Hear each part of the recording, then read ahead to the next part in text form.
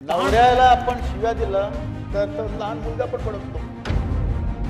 सकाळी आपण लहान मुलाला उठवतो, शाळेत जातो, तर त्यांना काय होतो? राग येतो.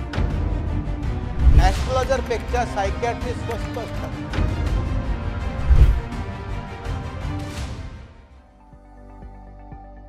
म्हणजे पंख्याचं बटन दाबलं की पंखाच लागला पाहिजे, बटन दाबलं की ट्यूबलाईटच लागली पाहिजे, अशी वायरिंग थोडी बॉडीमध्ये असते आणि त्याचं नियंत्रण थोडं रसायनांनी होतं. लहान असताना आम्ही खूप गोंधळ करतो. लहान मुलाला एका वर्षाच्या मुलाला म्हणतो ना, कान दाखव, त्याचं कान दाखवतो, नाक दाखवतो, नाक दाखवतो, पण आम्ही केव्हाही मन दाखव आम्ही म्हणत नाही. आणि मन दाखव हे म्हणणं अत्यंत गरजेचं आहे, कारण मोठं झाल्यानंतर मनाचा आजार असेल तर त्याला कळतच नाही.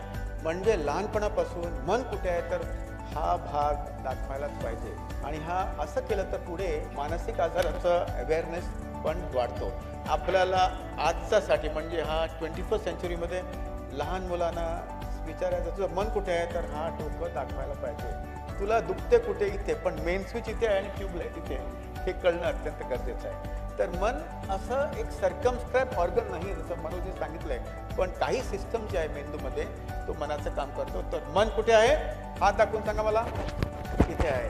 जसं आपण पाहतोय की पंख्याचं बटन दाबलं की पंखा लागला पाहिजे आणि ट्यूबलाईटचं बटन दाबलं की ट्यूबलाईट लागली पाहिजे. पण कधी कधी बटन दाबतो आपण, पण सरसरतं, ट्यूबलाईट चालू होते, बंद होते, चालू होत नाही, गडबड होते, असं पण बऱ्याच वेळा होतं. म्हणजे नवऱ्याला आपण शिव्या दिला तर तो लहान मुलगा पण भडकतो.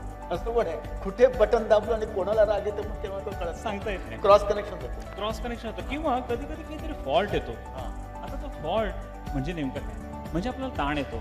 मला वाटतं सर तुम्ही थोडंसं सांगावं की हा ताण येतो म्हणजे काय? हे मन तर कळलं आम्हाला, पण मन म्हणजे भावना, विचार, सेन्सेशन आणि वर्तन. भावना म्हणजे 6 प्रकारची भावना असतात. सकाळी आपण लहान मुलाला उठवतो, शाळेत जातो, तर त्यांना काय होतो? राग येतो. आता नाही, अर्ध्या तासानंतर 5 मिनिट आई 5 मिनिट, तो एक राग म्हणून एक भावना आहे. नंबर 2 म्हणजे प्रेम. आपल्याला प्रेम, आपुलकी, हा प्रेम दुसरी भावना. नंबर 3 म्हणजे उदासीनता, उदास, निराश. नंबर 4 म्हणजे मत्सर. नंबर 5 म्हणजे भीती.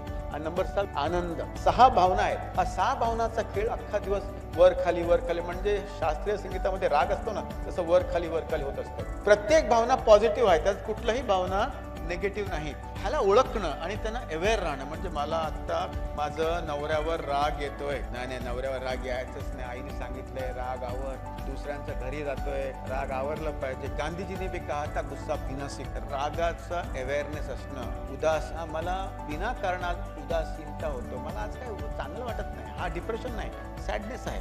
ओळखणं आणि एक्सेप्ट करणं म्हणजे प्रत्येक भावनाला एक्नॉलेज करणं, आयडेंटिफाय करणं, एक्सेप्ट करणं, एक्सपिरियन्स करणं आणि एक्झॉस्ट करणं. हा नंबर 1. नंबर 2 विचार, थॉट्स.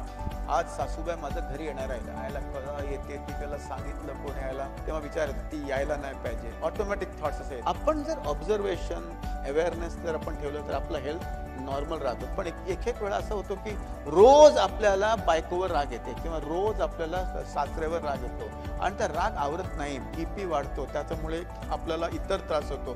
तर त्याला आपण ऑब्झर्व केलं पाहिजे, त्याचा उपचार नक्की केला पाहिजे. रोज उदास वाटते आपल्याला, रोज अश्रू येतो, म्हणजे ही उदासीनता नाही, हा मनाचा लचक नाही, फ्रॅक्चर पर्यंत चालणार आहे. तर हा सीमा जे आहेत ना, नॉर्मल आपली भावना आणि हा कन्सिस्टंट भावनाचा फरक एकदा आपल्याला कळलं तर ताबडतोब मेंटल हेल्थ चेकअप केलं पाहिजे. मी कुंडली दाखवणार, पूजा करणार. ॲस्ट्रोलॉजर पेक्षा सायकॅट्रिस्ट स्वस्त असतात आणि लक्षात घ्या, स्वस्तही असतात. ते 4 पूजा करा, त्या देवळाचा कुठे जाऊ नका. सायकॅट्रिस्ट सगळ्यात कमी पैसे घेतात, काय म्हणतात. आणि म्हणजे असं काय झालं तर पटकन हल्लीचे बाबा कोण? सायकॅट्रिस्ट.